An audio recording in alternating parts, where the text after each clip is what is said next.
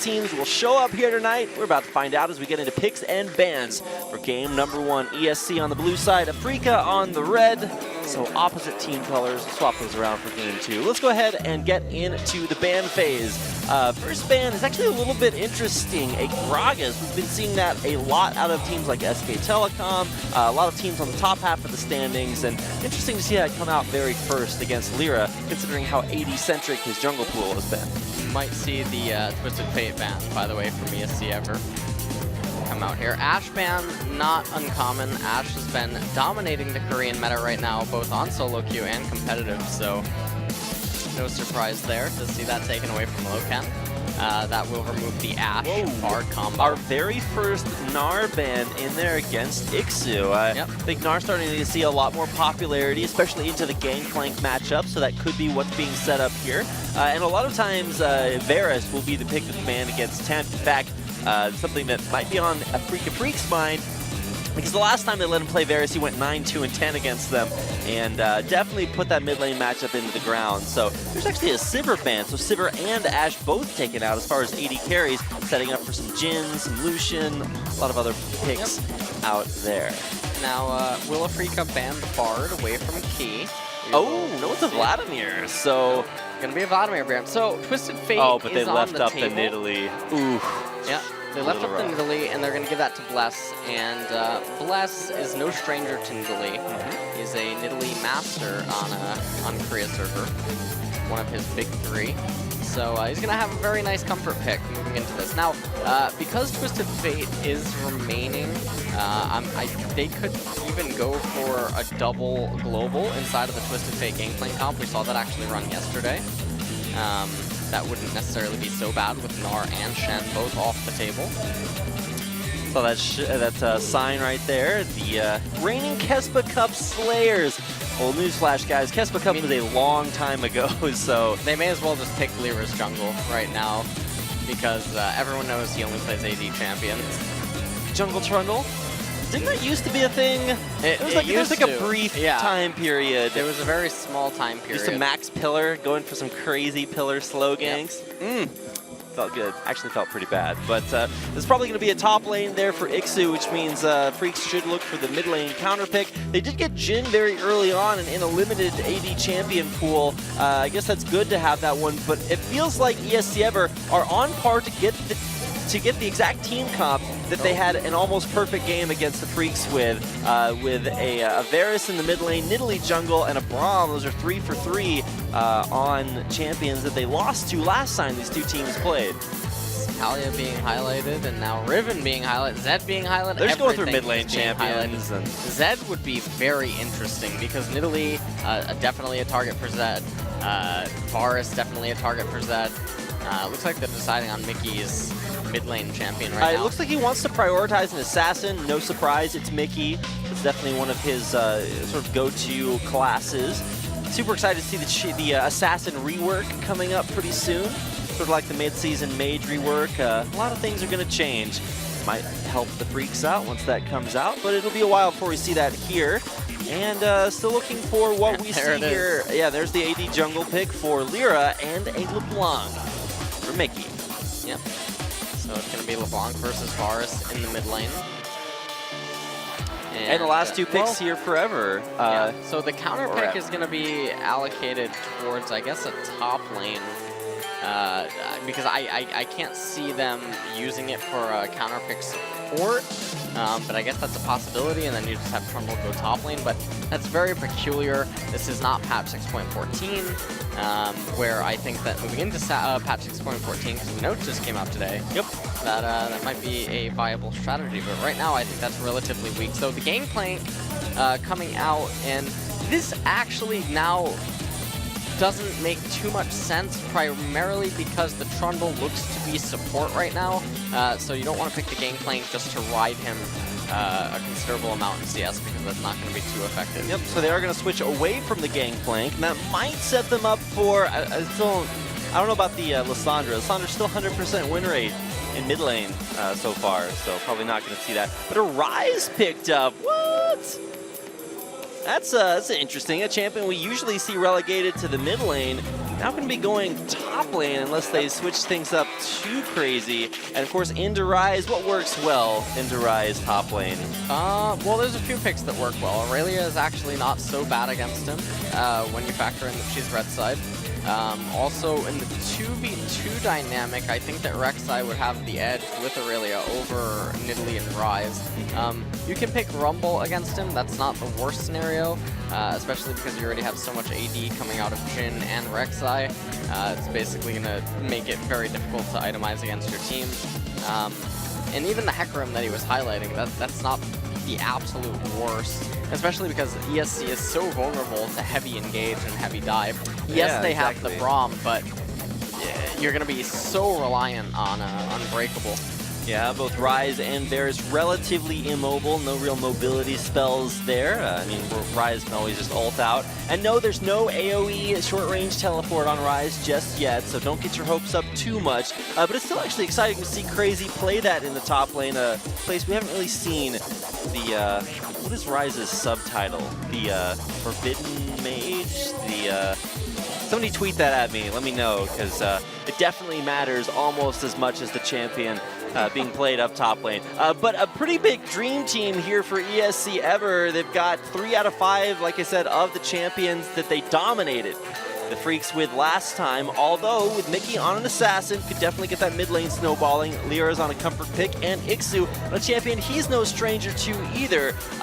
Freaks always have great drafts. Okay, well, almost always. They had a pretty terrible draft against CSC last time they played. But tonight looks good for both teams as we come into their first game of the night. Of course, it's their 3rd game overall this season. And if you count the Kespa Cup games, it's a pretty good record for Ever coming into this matchup. But, of course, a lot has changed since the Kespa Cup Dominators came out and really shocked the world. Tonight, we'll see if they can rock us here at the Nexon's Arena in Seoul, South Korea. So let's go ahead and get ready for game number 1 with ESC Ever facing off against the Afrika Freaks.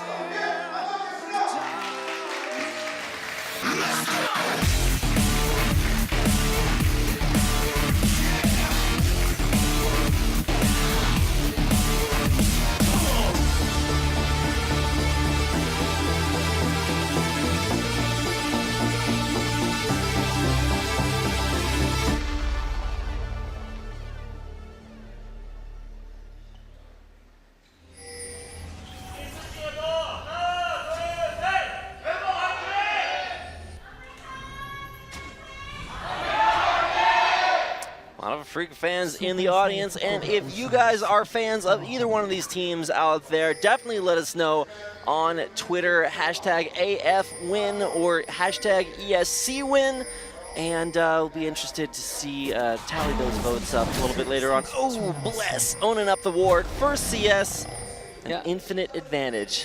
And that's actually pretty important because generally Jungle Claire can leave you with needing 40 experience to level up.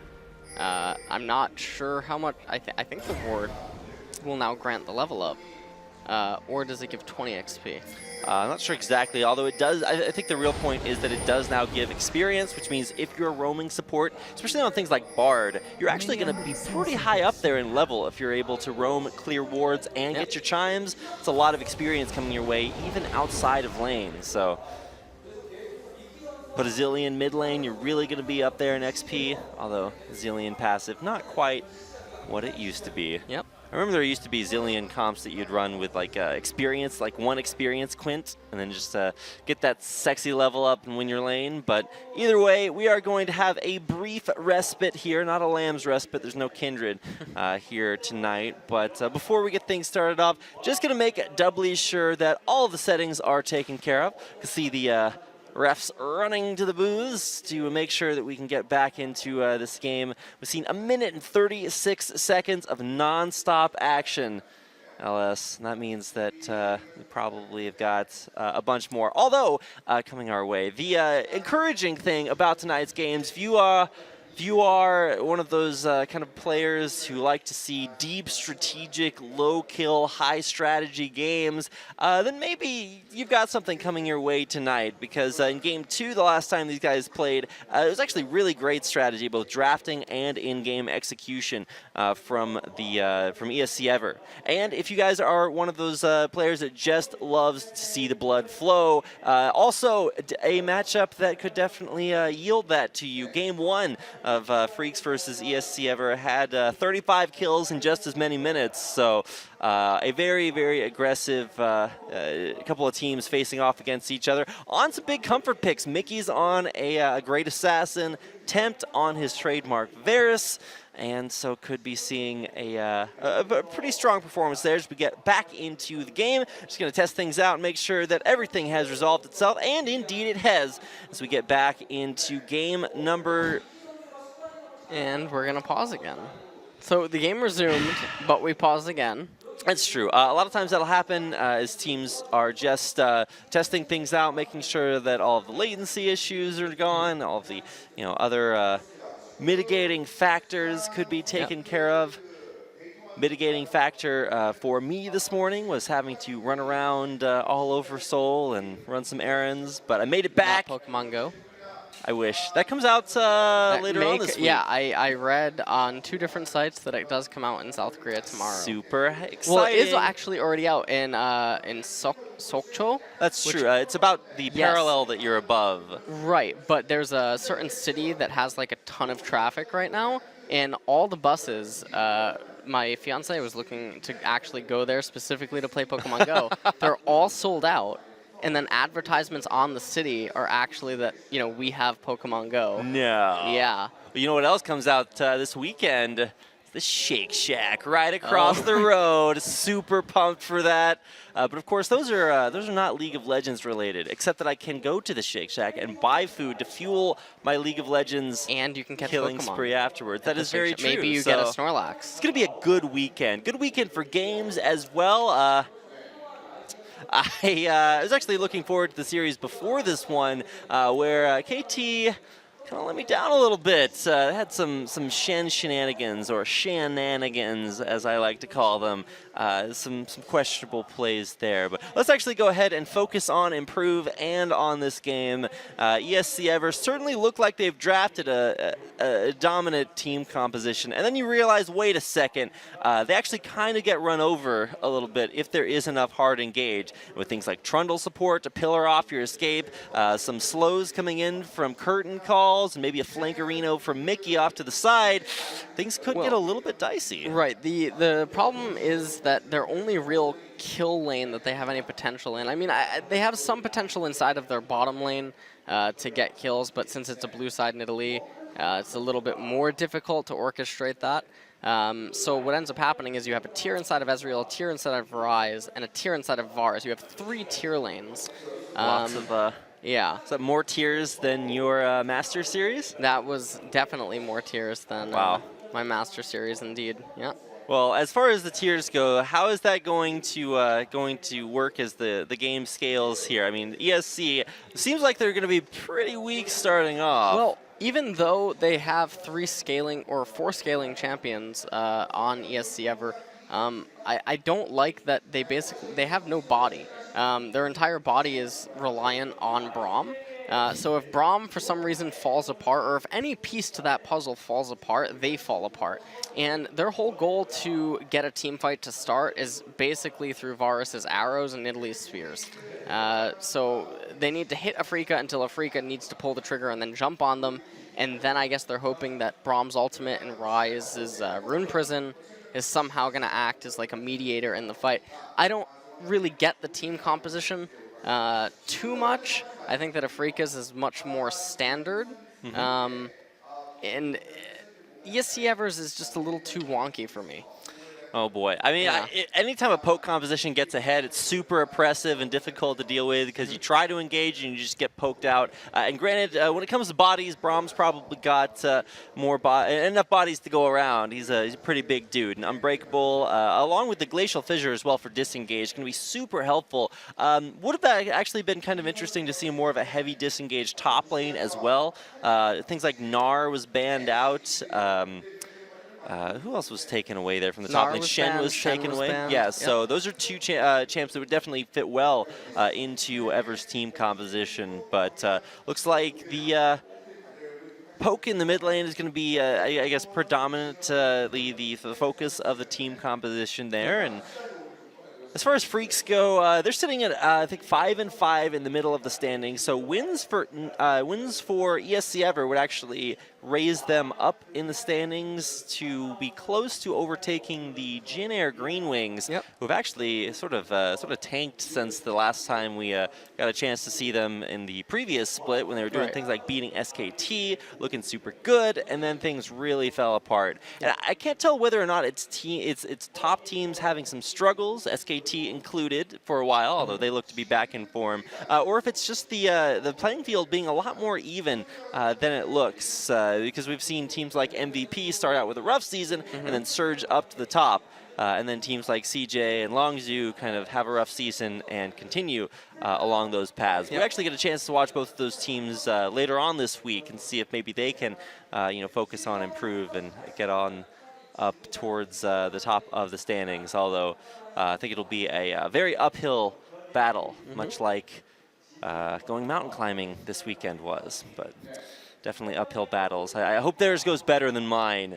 Let's just put it that way. Korea, like 70% mountains. I just figured that out the other day. It's like, holy cow. Because like, if you're not from Korea, if you've never been here, you probably just see big cities like Seoul or Busan or places like that. You don't realize the northern part of South Korea is actually incredibly mountainous. Lots of rural countryside. Super sick. I highly recommend checking it out if you guys get a chance to come down. And if you are ever in Seoul, you can always come down to the Nexon Arena. Well, not always. If it's closed, then you're out of luck. If you're like out at 5 a.m., you're like, hey, let me head down to no, it's not going to work out.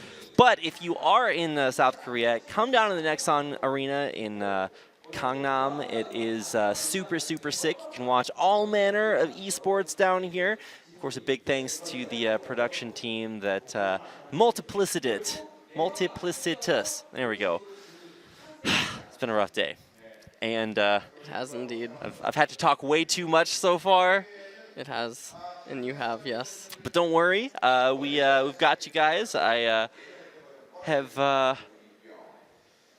don't know. I was thinking, do we prepare like a history lesson? Every time I come into games, I'm just like, okay, well, what if there's a long pause? What if we have to figure some things out? And so I'm like, well, what would I talk about during that?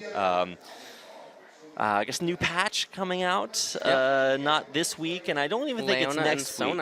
Yeah, man. Yeah, well, it's live right now, but I don't think it will play a part in LCK until week 10. Yeah, it takes 2 weeks for patches to cycle in. So that will be the final patch, though. Yep. That LCK Summer Split, at least, will use. And it looks like we are about to jump back. Check things out in game, make sure that things are all taken care of. If there are still issues, then we will repause. But it looks like we're good. Super excited. This is the most exciting 1 minute and 59 seconds I have ever seen. Yes, LS. Indeed. We could already almost be at an end game. No, I'm kidding. But so, anyways, with the lane swap shenanigans that happened, Rise is going to fall considerably far behind Rumble, primarily because we talked about that tier component. So the fact that Afrika willingly initiates the lane swaps is really, really good. He versus Ixu. Who wins that? Looks like he's putting up a pretty strong fight. Does not get the steal on either one of those small creeps. Might go in for the blue. No. He gets smoked away. Smote, of course, the past tense of smite. If I had to hear somebody say smited one more time, it's going to be almost as triggering as when Thorin hears the word aggress. So hopefully we're going to keep a minimum on both of those as we move through the early phase.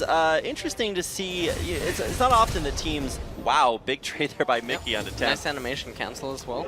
Got that auto attack off right as he was able to cancel the latency on that. See, this is where it gets really problematic, is because who do you put the gold into when you have triple tier lane? So Afrika, you know, they're doing everything that's really correct. Also, it should be noted that this is a Cloud Drake. Oh boy, Tempt in a little bit of a rough spot, or Mickey rather. He goes in. Sorry, man. Do not press go. Do not get out of there alive. Bless might actually have some more to. Why did Lyra reveal himself there? I'm not sure if Bless was like thinking about flashing over that wall. Yeah, he might chase. He might go to Golems here. If he clicked on Lyra and noticed that there was no Golem Smite, you know, alive, then he might actually just counter jungle Lyra into death right now. Well, as is, he's actually not going to get anything off of that counter jungle. Mickey just instantly teleported. This is not going to go well. It's going to take a lot of damage. Will there be enough follow-up? Bless going deep for it. The flash, the auto attack. It's good for 2 kills on Bless and a 2-0 start for ESC Ever. Yep, and this is basically everything that they needed to happen. Now Nidalee is going to be completely out of control. In fact, this is going to sound really bizarre, but I would even recommend having pulled Temp off that wave and given all of the experience to Bless. Because if you do that, then what's going to end up happening is you open up the possibility for a 3 level over Lyra. And that is going to be infinitely more valuable than Temp just getting a little bit of XP. Because Mickey teleported back to the lane and was deleted again. It's the buy and die, man. Tempt was already ahead. But you can have the opportunity to put Bless so far ahead that Lyra can't do anything. Yeah, and Key also putting Lyra a little bit farther behind by stopping his recall. He'll be forced to jungle a little bit more. But some deja vu, and dangerously so, for the Afrika Freaks, is they know what Bless can do against them. He had a pretty crazy game. Like I said, 6-0-4 in their almost perfect win versus the Freaks last time around. And Bless, no stranger to being able to pick up wins in dominant fashion on that Nidalee. And you can already see Nidalee starting to pull ahead in terms of the CS, already up a level as well. And Mickey not really falling behind too much in terms of CS right now. Looks like he's only going to be behind about 4. Depending on that CS in the mid lane. Now, of course, top lane, we haven't necessarily seen a 1v1 as far as the top laners are concerned. And we're going to continue to see the mismatch in the lanes setups as Lyra trying to be sneaky. Sorry, man, not going to work out. Although he should be able to just body the Scromp and not really have to worry too much about any counter jungling here. But whoa, Ixu forced the flash, concussive blows land, and Key's coming back over the wall. More concussive blows. What's the cooldown on that? Oh, one more auto attack. Ixu just walks up to turret and dies.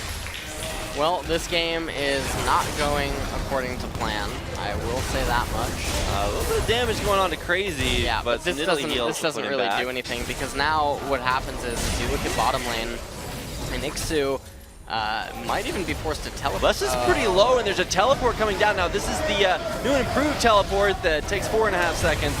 Bless, though, is going to walk into a ton of damage, but Crazy is actually crazy. Will be forced to flash out of there in a 1v3. Can he turn that one around? Snowflower in a rough spot after flashing in to try to pick up that kill. Tempt going to come in with the revenge. A nice ult there onto Sangyun. Putting in a lot of damage, but he does not want to chase into that rumble. A 5-1 start for ESC Ever. Yeah, ESC is so far ahead right now, and they're going to get even further ahead. Now, look at this.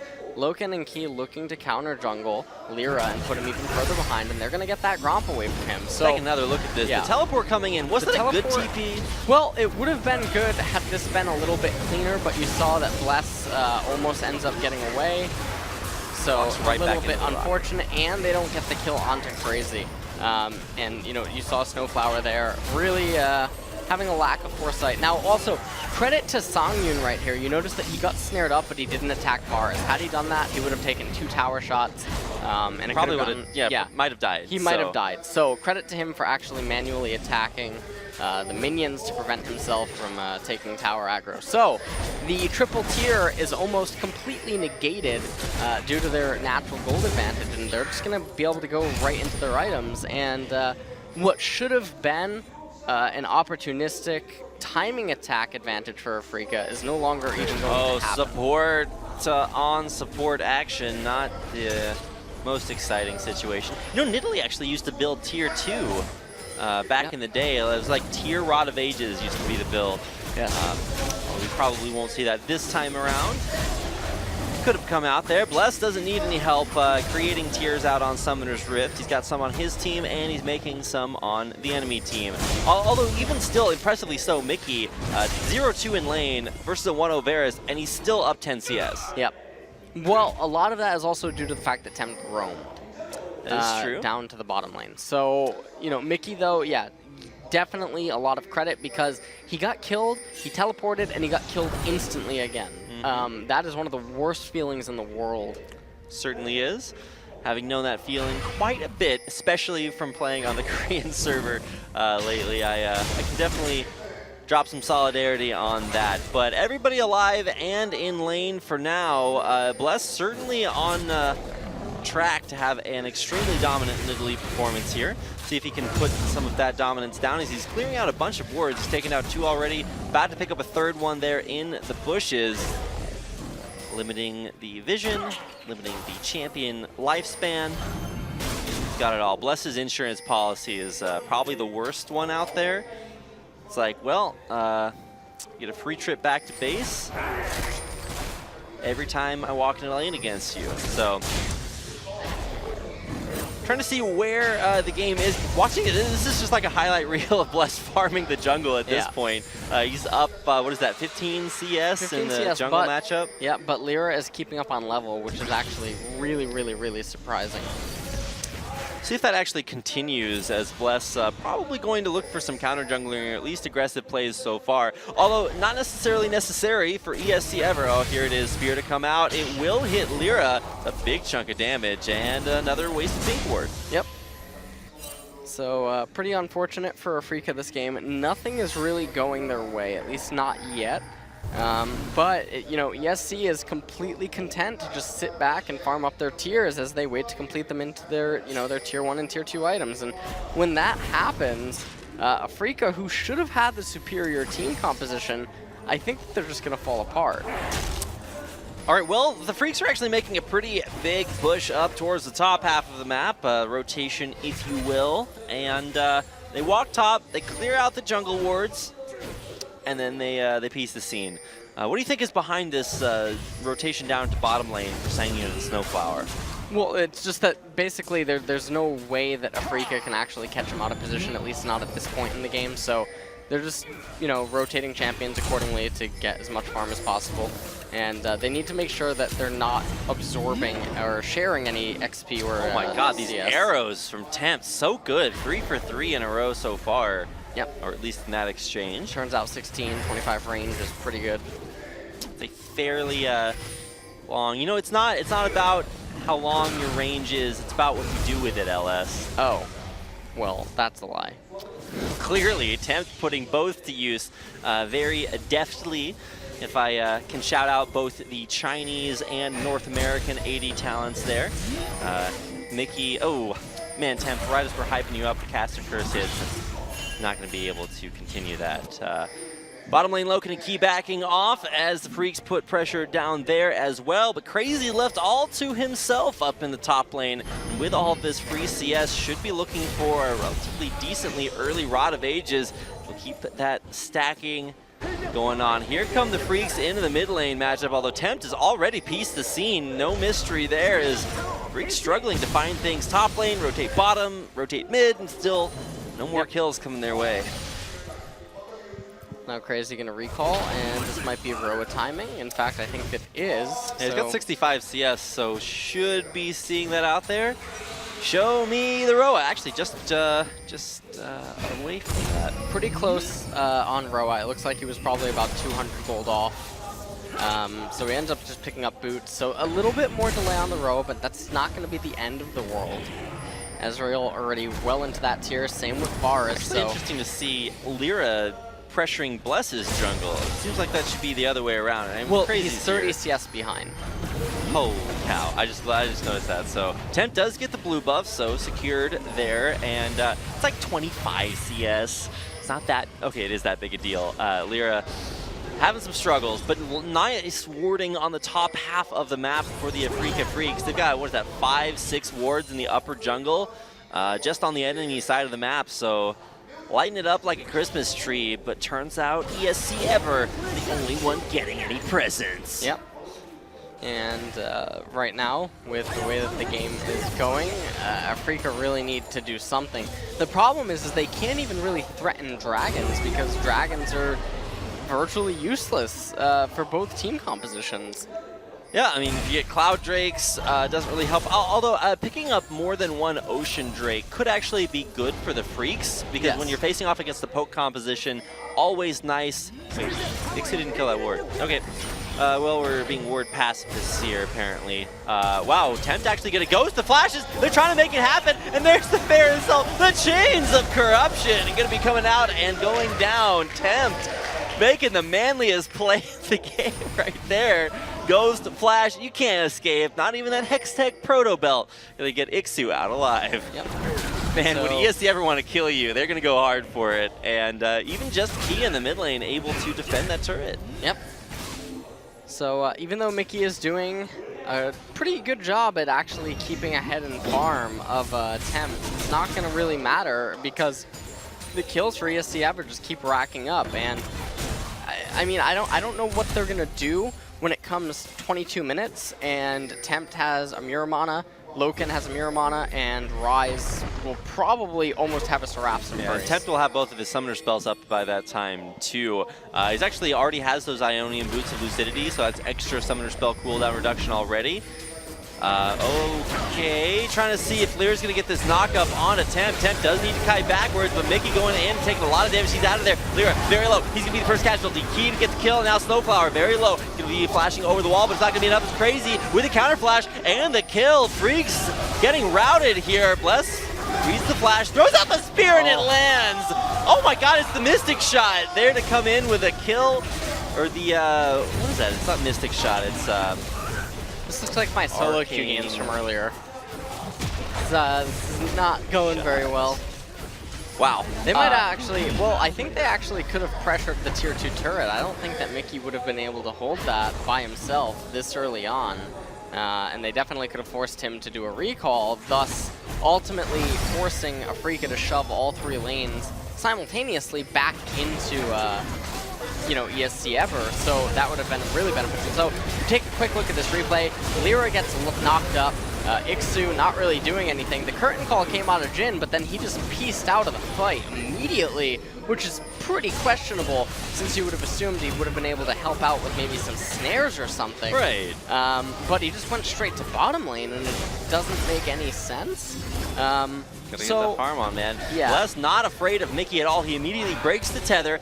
Mickey's got to get out of dodge there. Speaking of dodging, Snowflower not doing that very well. Okay. Loken's just going to murder him. Lyra tunneling away.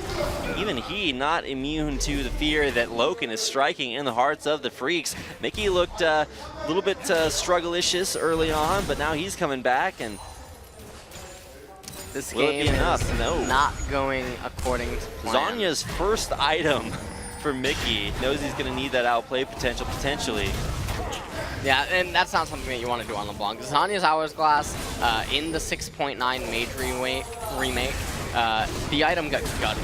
It barely gives you AP Kind of like Guardian Angel, you're just paying for the active. You're paying for the active. Yes, it gives you armor, but that doesn't matter. Ezreal deals some magic damage, Braum deals magic damage, Varus deals some magic damage, Rise deals magic damage, Italy deals magic damage.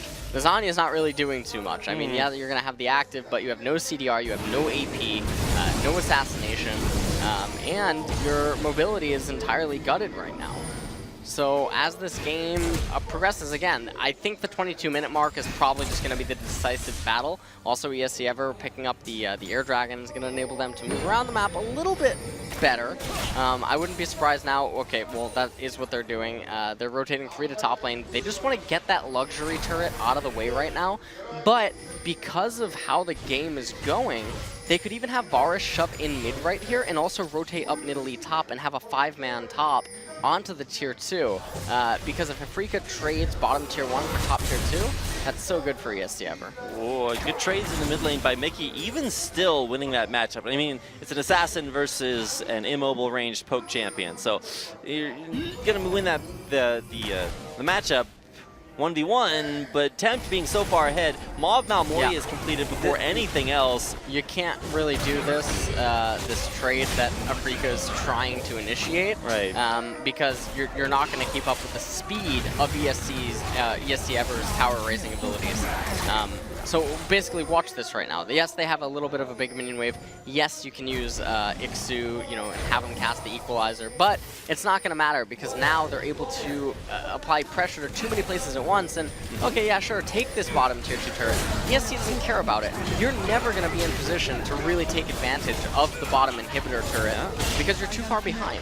Nice minion wave there, and Freak's making a decent push down on the bottom half of the map, taking a couple of turrets along with that. If they don't auto-attack this turret one more, okay, the minions will kill it off. Is having a little bit of a big minion wave the same as having a big little minion wave? No. I feel like it is, though. Wait, did Lyra? Okay, yeah, I felt like Lyra was going to tunnel over the wall, or under the wall.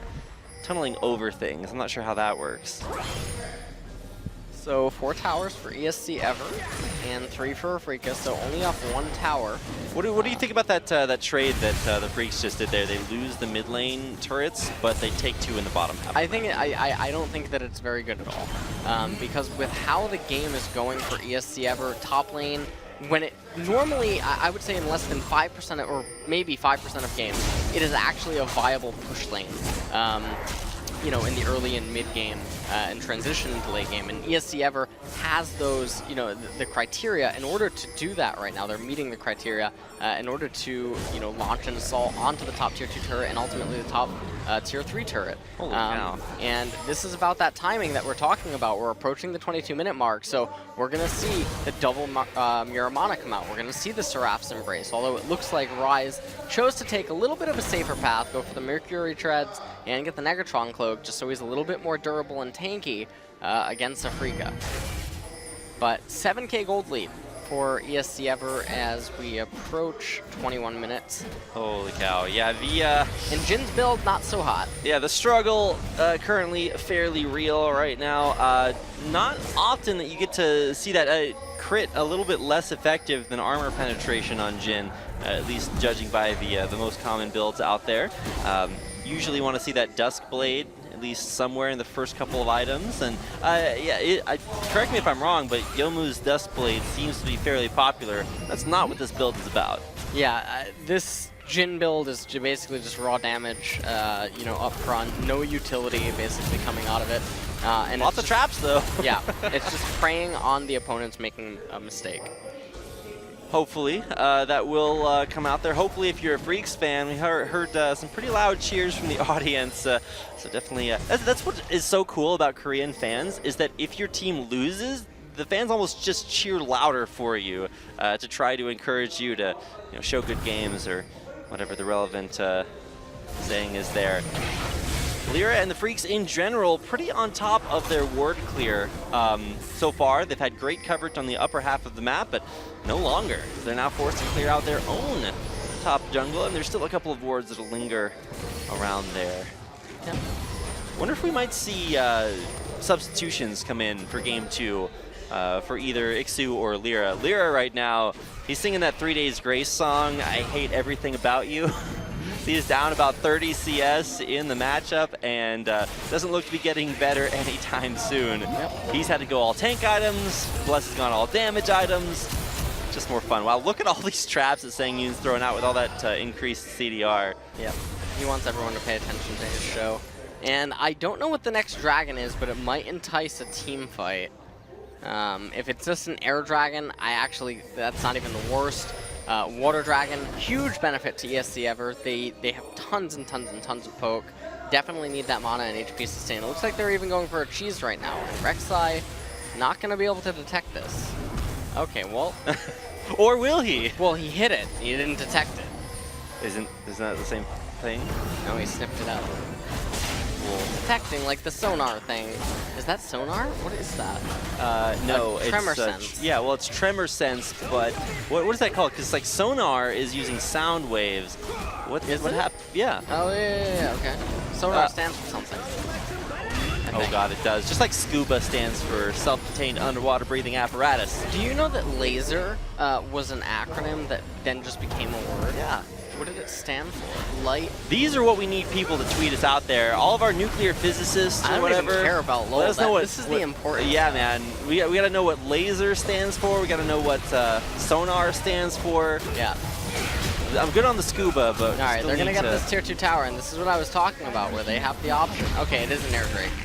So interestingly enough, the worst dragon in the game is actually going to be useful for ESC ever in game number 1. I feel like Crazy could almost just kill it himself. He is scaling it up pretty well. So it's 22 minutes, and there's the Mirror Mana, or well, it's 23 minutes. The Mirror Mana completed for Ezreal. Seraph's Embrace probably not too far off of Crazy. Usually Seraph's Embrace is generally completed between 24 and 26 minutes, and I would be very surprised if Varus isn't just waiting to turn that into a Mirror Mana as soon as he upgrades the item. Bless, Crazy, and now Key all coming to take this dragon down, and it will fall at the 24-minute mark to ESC Ever. You know what ESC stands for? Escape? That's what Afrika are looking for. They're looking for the escape button. They're like, get me out of this game. Whoa, Bless going deep for it. Needs to break this chain. He might actually get a little bit of a rough spot. There's the Unbreakable. He might be thinking about going back in, hopefully with the wall. Bless a little bit ahead of himself there. Tried to make the play, but good to get out alive. Yep, and they gave the blue over to Temp instead of Crazy. And there's the Seraph's Embrace at 24 minutes and about 20 seconds. Right, and Temp probably has his Mirror Mana when he goes back as well. Yep. So ESC Ever, ESC their sponsor, Ever the team name, and ESC stands for Esports Connected. So if you've ever tried to like follow ESC Ever on Twitter, it's at ESC or ESP Connected for Esports Connected. In case you guys want to drop them a follow and show them some love, they are definitely coming out here in a very dominant fashion, 10-1, and while not as dominant as their dominant victory the last time these two teams played, still looking pretty insane, spreading the love for kills all around their team. Loken especially impressive, although some of his kills kind of look donated to him. He was right there to pick him up. You can see the gold difference between both teams, almost 1 to 2 thousand gold pretty much everywhere, cresting the 10K gold mark on most of ESC Ever's champions. And that's not something that you want to have happen because ESC Ever, they're the scaling comp. Yep. So the fact that they're ahead, that's a very, very big problem. They're not just ahead, they're about 8.5. Oh, Mickey trying once again to get the snipe, but, or the catch rather, Bless out of there. Nothing to worry about. ESC Ever. Lots of poke as well. And you can see both teams really been poking out to check pushes, to try to find some ancillary damage, and double Cloud Drake. Double Cloud Drake, gotta helping go quick. ESC Ever. And they run amok. I wonder why they're being as patient as they are. Generally, ESC is actually pretty good at playing methodically and actually keeping on pace for everything. And now it looks like they are going for a Baron bait, and wow, they are shredding that. It turns out, when you've got all your items that you need, actually no Mirror Mana on Tempt. I feel like they could have. They faked Baron, and because Afrika had no intel, they end up getting Rumble's teleport. That's actually pretty big. Yeah. Rumble can't stop Crazy from teleporting. So that means Crazy could be coming to the next fight, and oh man, Crazy might actually just be looking to dive. He does have that, actually, oh my gosh, he's going to go for the one. He might get the second. The tether breaks, and Crazy out of there. Domination as ESC start up Baron once again. Now they have no equalizer, so this is going to be a free Baron for ESC Ever. Lyra not even in position to try to go for a steal. It would be the most hilarious thing if somehow... The one true damage from the pillar. takes it away. All right, here comes Crazy. Oh no, Sangyun doesn't even know. Walking into a 1v3 though, a little bit questionable. Even through the exhaust, dealing out a lot of damage. He just busts Sangyun, no questions asked. Lyra now might be the next to fall. Tunnels and tunnels and tunnels for days, and he is out of there. But so is Sangyun. That rise damage, I thought he was dealing a lot under exhaust, and then as soon as the exhaust wears off, he's low, but it just doesn't matter. Crazy, definitely living up to his name. And it felt Teleports like, into a 1v3. Yeah, it felt like ESC ever wasn't on page with that. Let's take a quick look at that again. So you can see that they completed Baron. You have the teleport coming in from Rise. There wasn't even any pings on it. But look at how slow ESC is to group. You even saw a recall was channeled before they try to move over to Crazy. And I wonder if that recall just simply wasn't channeled, could they have maybe picked up another kill here if they were all on the same page? I feel like being skeptical about ESC Ever's ability to pick up kills would probably not be in my own best interest, so I'm just going to assume that they can't. Oh, 98 gold there for Key. Delicious. Also killing off a ton of wards. Key doing his best to earn that S+. I wonder if there are any players that get... Oh, actually, I guess you don't get masteries off of custom games, so... 13k goals now at 28 minutes. And it looks like they're even going to get the top tower. They don't have a way to respond to this Rise, because you can't just send one person to it. He'll actually kill you underneath the turret. As Iksu knows all too well, he's kind of gets to draw the short straw there. Holy hell, look at that damage! Yep, he could just auto-attack that turret. In fact, I think he will. Yeah, walks up, Rise auto attacks, perhaps the weakest. I believe it's Anivia or Oriana. Oh, that is true. Oriana's auto attacks also somewhat weak. And that poke really damage as well. Yeah. Nerfed her damage, nerfed her range. Wow. And he's gonna be able to just take that inhibitor. Y'all actually could have just killed Iksu if he had gotten the snare chain off, but. Yep. And they are cracking down mid, so this looks like they might even just go. There's an unbreakable. Yeah, nice equalizer though, but he's gonna block most of that damage, and the audition for the curtain call is gonna be closed. Sangyun unable to stop this onslaught from ESC Ever. Baroned up, all three inhibitors looking this to is what fall. I love about ESC Ever is they're so methodical with how they choose to kill their opponents.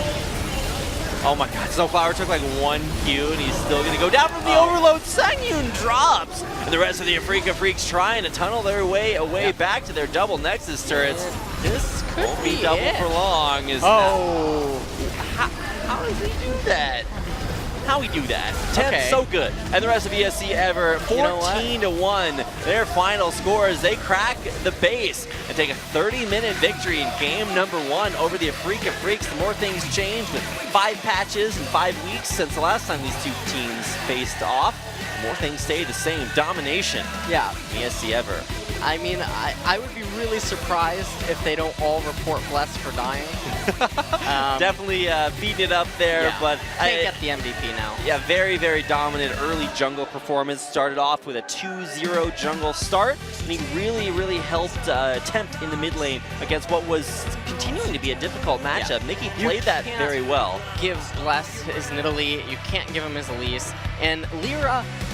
I like picture Lyra like a orcish horde type guy. Like he's very he only plays AD champions and he's very brute forcey. Me smash jungle. Yeah, and so when you go up against someone like Bless, it's like he's gonna have a field day. And you know, another example of this was like Bengi versus Bless, where I don't care that Bengi won. He got completely outclassed in every single area. Yeah. And Bless tends to do this to AD-centric junglers. Bless definitely loves it when you call him Big Papa. He is definitely owning it up in the jungle and really across the board. Things looking great.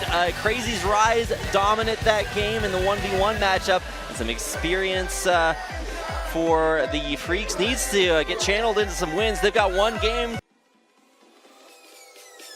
Peace.